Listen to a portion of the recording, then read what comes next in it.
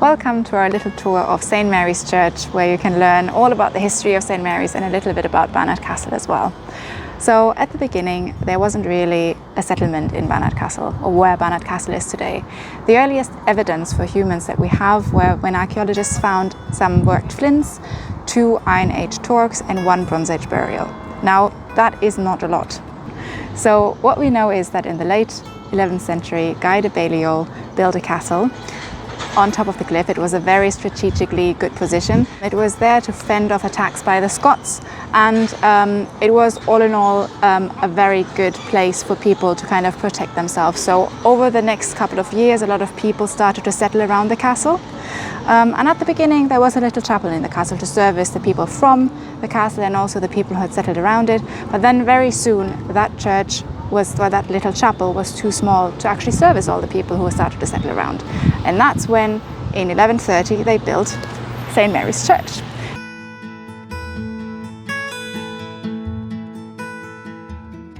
So it obviously didn't look as it looks today, it was much smaller. But I do have a little picture here that shows you how Barnard Castle probably looked like in the 12 or 1300s. So you can see we have the big castle stretching all the way down to the river, and then you have houses that kind of are here where Horse Market is today. Only on one side you have the moat, on the other side a little market here, and then just there where the 2 roads cross we have St. Mary's Church. So it's strategically, again, 2 major roads. It's also very close to the second entrance, which was likely the main entrance to the castle. Over the next decades and centuries, Newgate, where the church is, then developed into a much bigger and more important road. So the original church that was built in 1130 looked like this. The tower was only added 150 years later. And after that, the church underwent a lot of changes. So there was a lot of widening, heightening, extensions. Rooms were added and removed, doors, windows put in and then blocked up. And you can see that very nicely on the building plan that we have. So we can see that every colour is a different building phase. And we have the original bit here. So this is the original Norman bit, also in the chancel.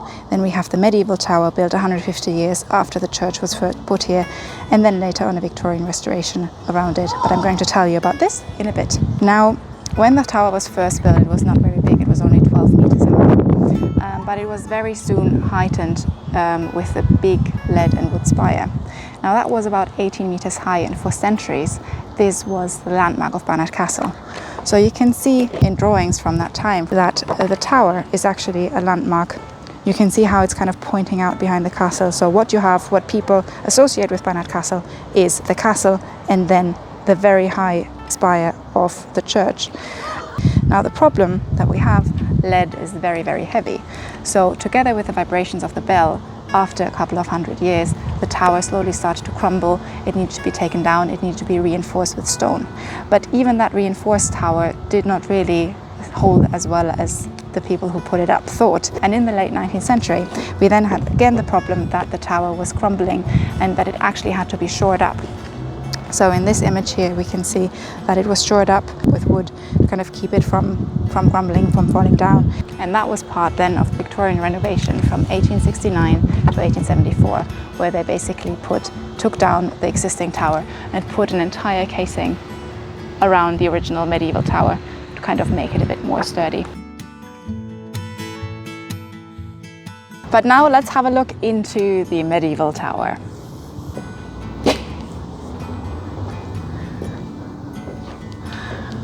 So we're now inside the medieval tower.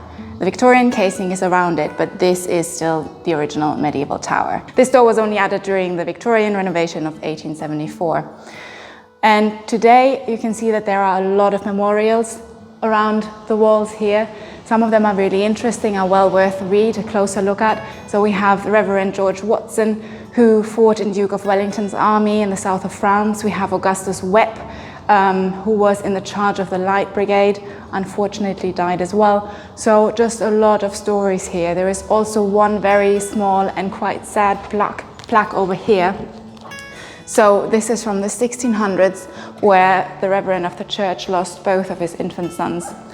So that's that one up there, but it's not very easy to read because it's very, very dark.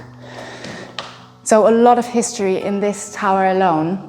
But as I said, we are in the medieval tower. It doesn't look very medieval at the moment, but there is one thing that actually shows you how the original tower might have looked like, and that is just up here. And you can see just behind the flag there is a small window, and this window is blocked up. Now this used to be the original exterior window of the tower, so that shows you that the church was not always this size. It was narrower, it was lower. But let's go into the church. So now we're in the nave, and I want you to imagine that the church does not extend beyond the pillars to either side, and it does not extend up to the second floor where we have the clerestory. Does not exist. So in 1130, when the church was first built, we only had the nave and the chancel. So there was nothing beyond the pillars. That means that the church would have been much narrower, much lower, much more cozy, but also much more dark. So you can still see this architectural expanse in the different shape of the pillars and the arches.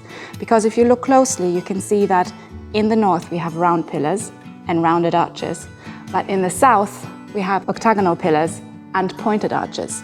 And that's because in the north over there, the round pillar, those are the original Norman pillars that were basically put in at first when the church was expanded to the north. And then in the south, we have 14th century pillars, which went with the style of the time. So instead of trying to keep the pillars matching each other, they just, as I said, went with the style of the time. And then the last pillar over there, you can see it's round, but the stone is slightly different. And that's because this is a Victorian pillar. So this was put in during the Victorian renovation of the late 19th century. And if you look close, you can see that the stones are different than the stones in the Norman pillar. And also the arch is pointed again instead of rounded like the Norman arches, which is probably because there was not enough space, but still the arch is mirroring the 14th century arches and the pillar is mirroring the Norman pillars. And all this architectural expansion culminated in the late 15th century. Some of you might know this, but Richard III came to Barnard Castle. Now, he was not Richard III already, he was Duke of Gloucester, and through his marriage with Anne Neville, the daughter of Lord Warwick, he then became Lord of Barnard Castle. He was Lord of Barnard Castle for 11 years, and even though he wasn't here all the time, he took a particular interest in the town and especially in the church. And he did everything in his power to make this church bigger, lighter, wider. So what he did was he added the clerestory story on the top, adding all this light. He added the chancel arch, he added a north porch, he made, as I said, the church wider. He added a lot of the windows that let a lot of light in. So some of these bigger windows, he was the one who put in the original stonework for that. And I have a picture here that shows how the church potentially looked like after Richard made his changes. So you can see that we still have the round arches on this side and the pointed on here. So we see we're actually in this church, but it looks very different. And that's because St. Mary's was the only public building, the only big public stone building of the town apart from the castle, and that was not really public. So it was not just used for worship, it was also used for plays, for banquets, anything that a lot of people needed to come together to do things. And that's why it was very important to separate the secular area from the sacred area of the chancel. And this was done with root screens, but we're going to have a look at that in a minute. So again, what Richard did was he invested a lot of money. While he was already king, we know that he invested at least £134, which today is about £2.5 million into the church. He had big plans to build a college for 13 priests and 16 choristers, so they would have sung masses for him and for his family, for Richard and his family. The last time Richard was in town was in 1484, so that was very shortly before he died at Bosworth. The building of the college had already begun, but then obviously with Richard's death, all these plans kind of went into nothing. So if Richard hadn't died at Bosworth, who knows what would have become of Barnard Castle and St. Mary's Church. Okay, so now let's have a closer look at the chancel arch. Right, so you can see on the chancel arch we have Richard's head to the right, that of his brother Edward IV to the left. If you come a little bit further this way, you can also see that there are York roses on the arch, all the way along the arch. And then finally, one of the other things that Richard had put into the church, I already mentioned that earlier, the rood screen. So that was meant to separate the nave from the chancel. But he also, and you can see that on this image, added a rood loft. So that's this little bit that looks like a balcony. And there is still one remain today that can be seen in the church. And if you look again up to the left, there is a little door that's blocked up. And this door is the door that the priest or the choir, when they came up onto the rood loft to either sing or preach, would have used to get onto the rood loft. Now, the rood loft would also have been used to either have a big cross hanging down from it or having the cross actually put onto the rood loft. There might have been statues of saints on it. And you would have gotten up to the door by a spiral staircase that would have been somewhere in this wall, just under the door. And that was found during later renovations of the church, where they actually found the remains of that staircase. But I just want you to kind of imagine how the church again would have looked like under Richard III. So there are some ideas that maybe some of the walls could have had paintings, drawings on them. There would have been statues of saints on the columns. So just all in all, a very grand and splendid and just, yeah, a very nice look. Good. And if we now go up the stairs to the chancel, I'm going to show you one of the original Norman windows that are still in the church today, that were one of the first ones that were put into the church.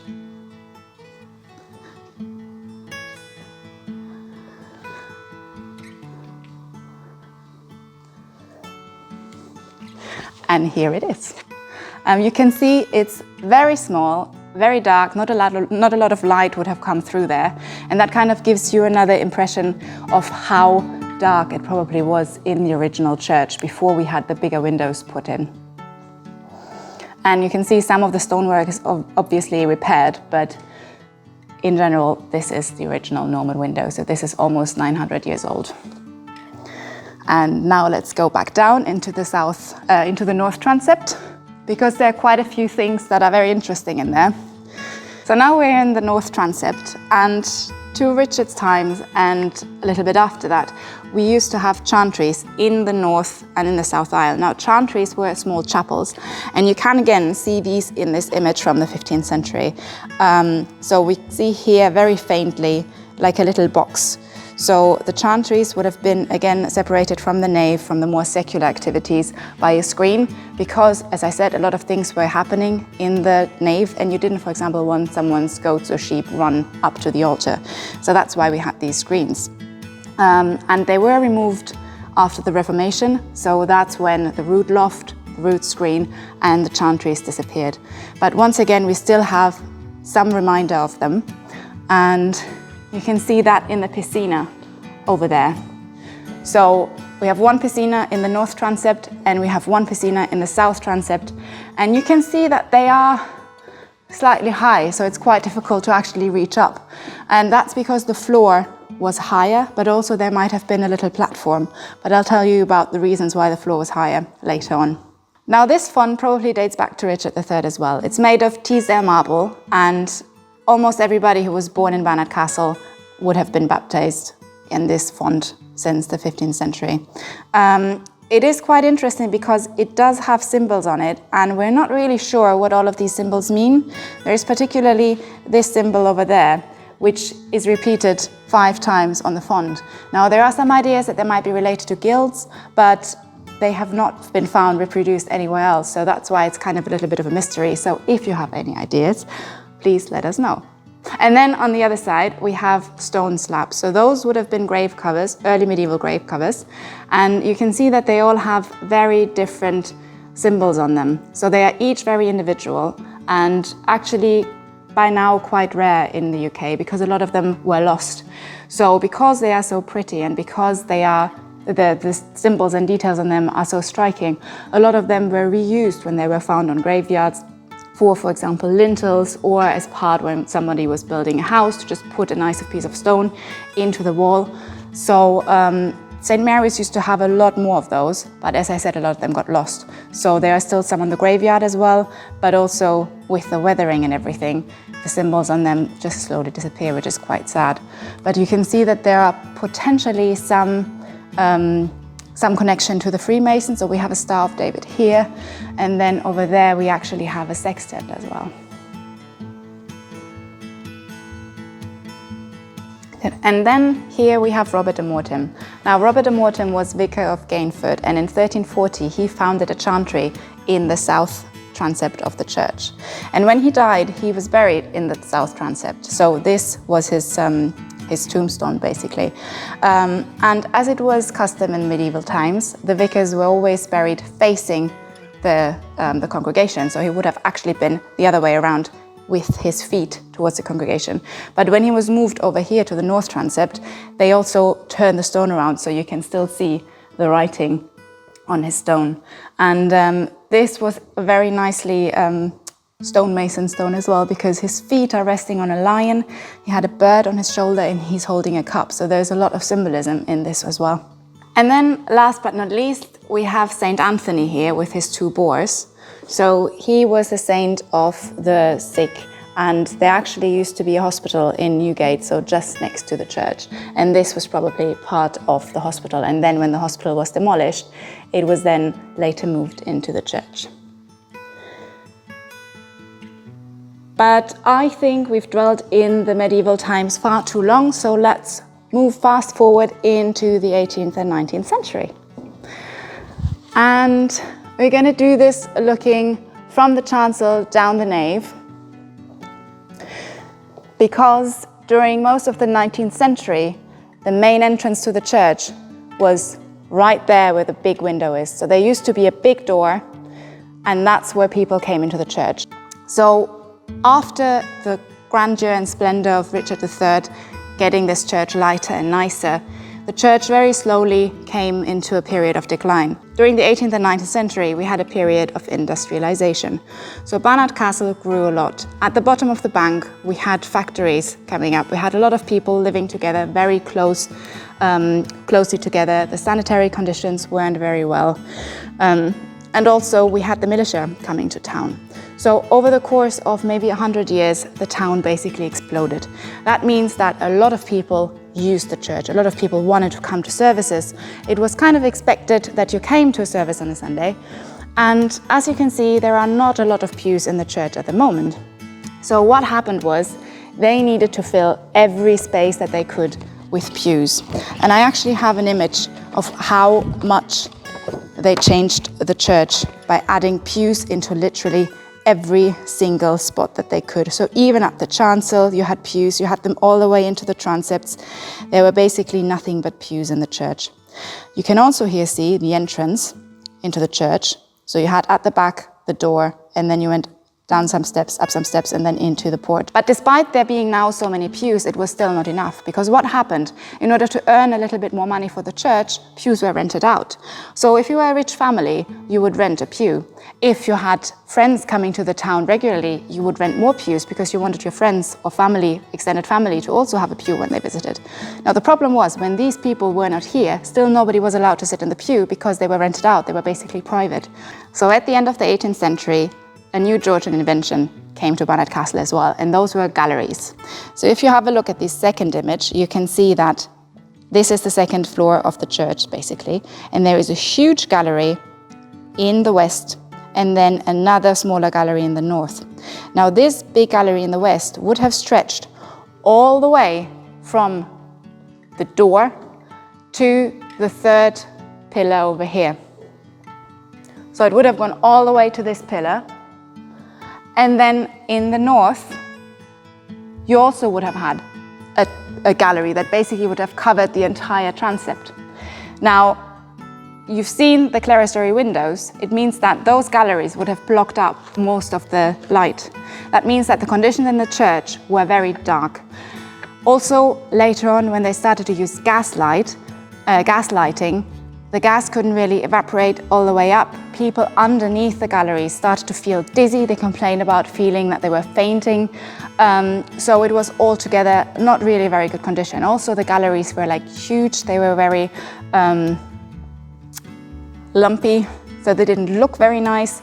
And in addition to that, another reason why the church slowly deteriorated was also related to the Industrial Revolution and the fact that so many people came to the town. Because when there are a lot of people and the sanitary conditions aren't very good, a lot of people are dying as well. And all these people needed to be buried.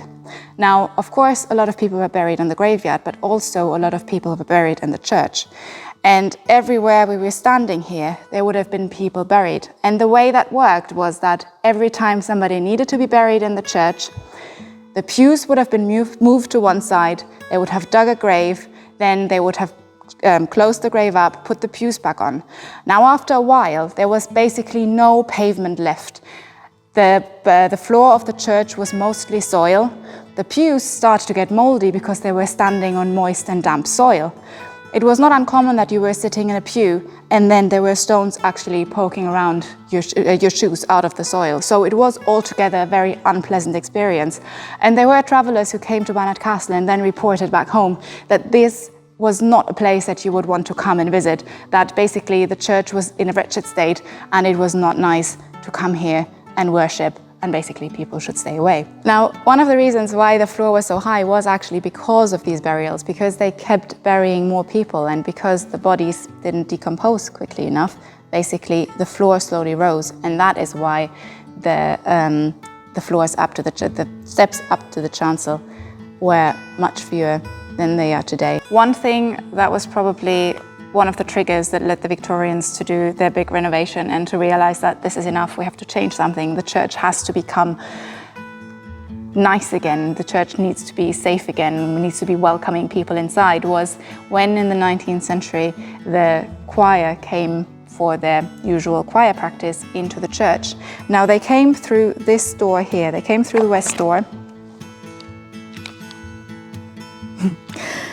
They came through the west door into the porch, and all of a sudden the floor of the porch gave way and they fell into a vault full of bones. Now, that was probably a very traumatic experience. To our knowledge, nobody got hurt, but probably they were quite spooked after that. So I think personally that this was probably one of the triggers where they just said, that's it now, we need to renovate, we need to change something. And that's when they then started to take the floor down and do all these changes.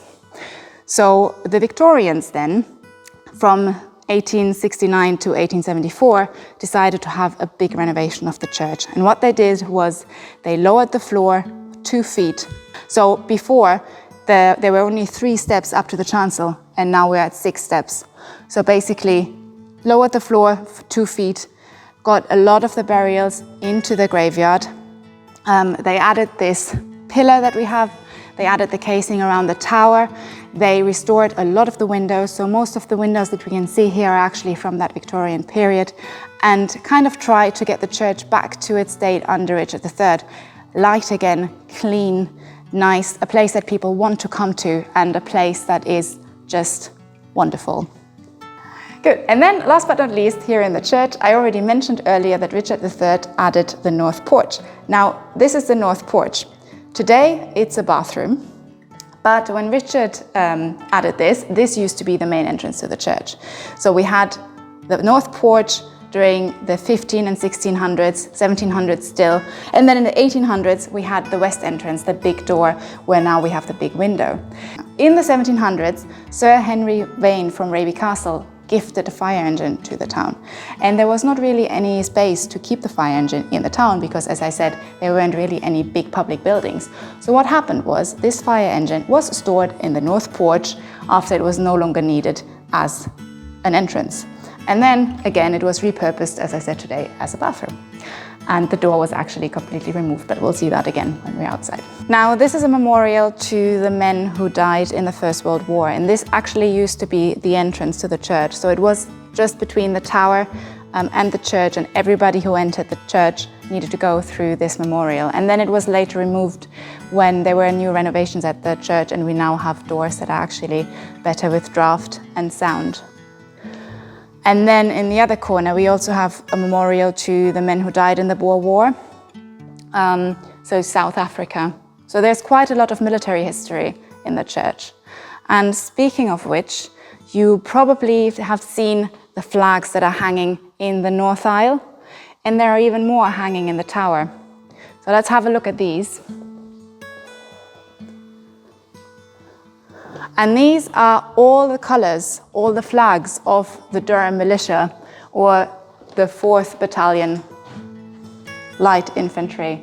So these are all the flags since its inception in 1759 through to 1906. And they're going to hang in the church here basically until they are completely falling apart, or until the church is no longer here.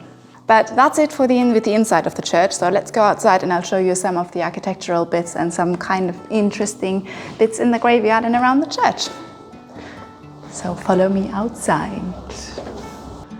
And now let's have a quick walk around the church and have a look at some of the architectural features that I talked about, and I'm also going to point out some other interesting things out to you. So we start over here. Remember how I said that the main entrance to the church used to be in the north porch during the late 15th century, 1600s and 1700s, and when they didn't use it anymore for an entrance, when they didn't need it anymore as a fire station, they basically blocked up the bottom bit, put in a window in the top, and that's what we have today. And then a couple of steps further this way, you can see that up there on the window we actually have another face. Now that's neither Richard nor Edward. We don't know who it is. Probably nobody famous. Maybe it was the stonemason, maybe somebody the stonemason knew. But it's quite interesting because on most of the windows around the church you'll see something, either faces or like a little flower or anything like that. So it's quite nice to look out for these carvings. And now we're going to have a look at 3 different architectural phases. We're going to actually have a look at the stone, because if we look at these 3 bits here, we can see that we have the medieval wall here, so this is latest to Richard's time. Then we have the Victorian bit over there, so this is St. Margaret's Chapel. This one was added in the 1860s. And then finally we have the extension of the vestry, which is this bit, and this one was added in 1925. So you can see how the quality of the stonework kind of changes. Over there, the old bit, you can see that it's much more worn. The stone is dirtier, it's more weathered. Then the Victorians, they kind of tried to keep with the style of the medieval wall, but the stone is not as used, not as worn. And then the vestry, they were much more careful in kind of making a nice, neat wall without too many roughly hewn stones. And let's walk a little bit further, and now we're getting to the graveyard.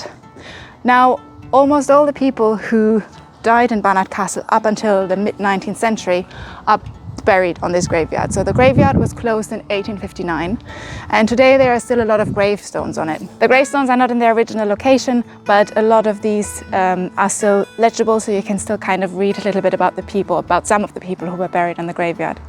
Now, I mentioned earlier in the church that there was something like the Industrial Revolution, which meant that a lot of people came to Barnard Castle, the town grew. It also meant that a lot of people died. Now, we did have quite a bad cholera epidemic in 1848, and it might shock you to hear that the graveyard was actually partially responsible for this epidemic. Okay, so because there were a lot of people buried here, and because kind of there was not enough space, so people were buried on top of each other, the bodies didn't have time to decompose quickly enough. A lot of the grave matter went down the hill, so we are on a hill up here, that mixed with the sewage from the rest of the town. And at the bottom of the town, there were wells. So the wells got contaminated. So over the course of several weeks, 147 people died. Now, because they all died so quickly, there was not really enough time to get them all buried in their individual graves. So what we have at the bottom of the graveyard here is a cholera memorial. So you can just see that across the other side of the path. And this cholera memorial commemorates 145 people who were buried all together. Now, I said that 147 people died, but this memorial only commemorates 145 people, and that's because 2 people were one of the factory owners and his daughter, and because they were much more wealthy and well known, they got their own graves and they are buried on this side of the graveyard, and that's why this memorial only commemorates 145 people. And as part of this big tragedy, the graveyard was then soon after shut down because there was simply no more space.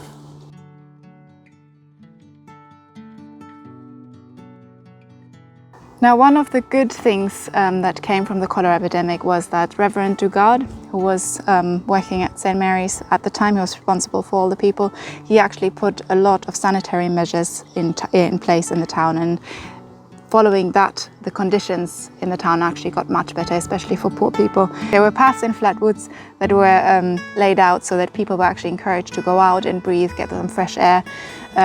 So after all, after this big tragedy, conditions got better, but it's sad that it had to come to the death of so many people before things were actually improved.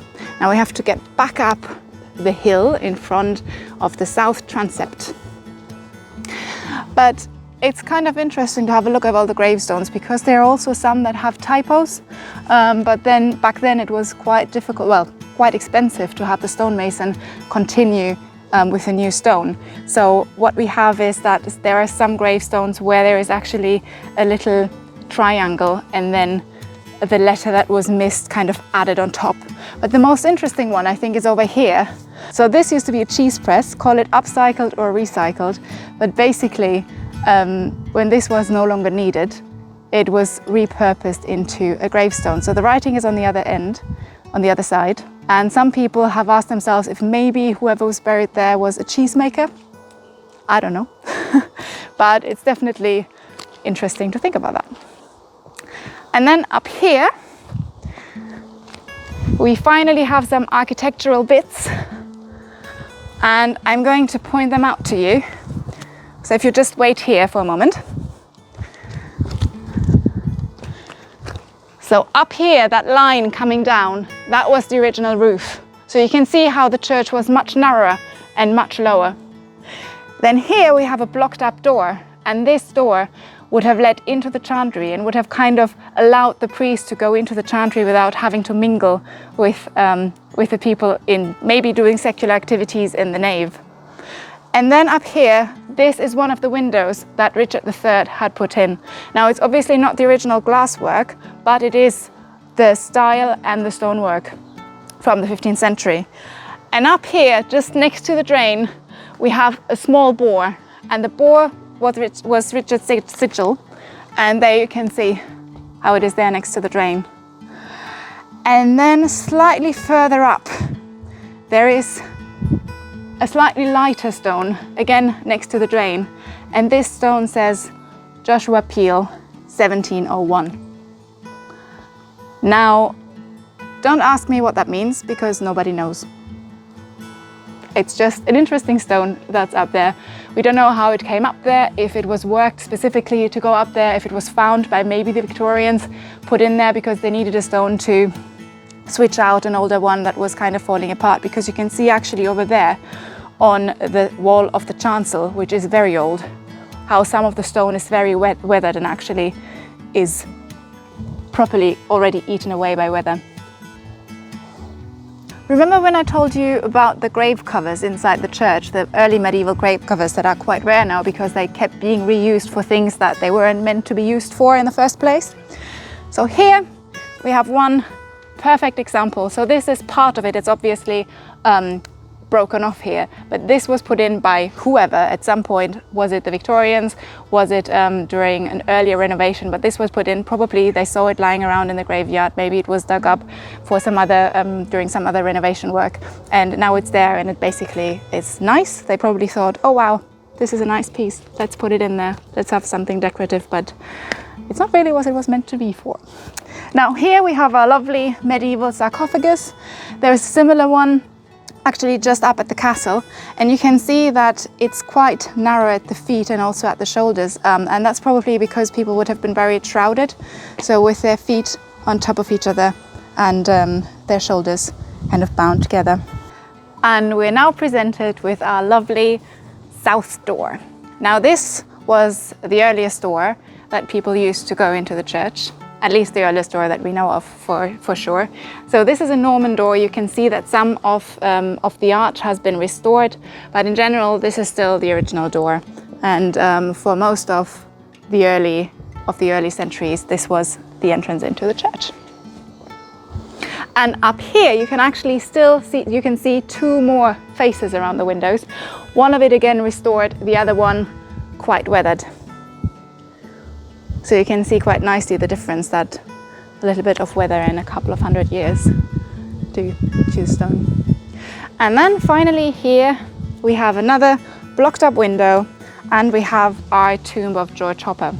Now George Hopper was fairly young when he died. He was 25 years old and he died in 1727. And he was buried in the graveyard, and then 7 years later his family talked to the Reverend, and the Reverend agreed that George Hopper could be buried inside the church instead with his family. So he was reinterred, and his family put this really nice chest tomb where George was buried.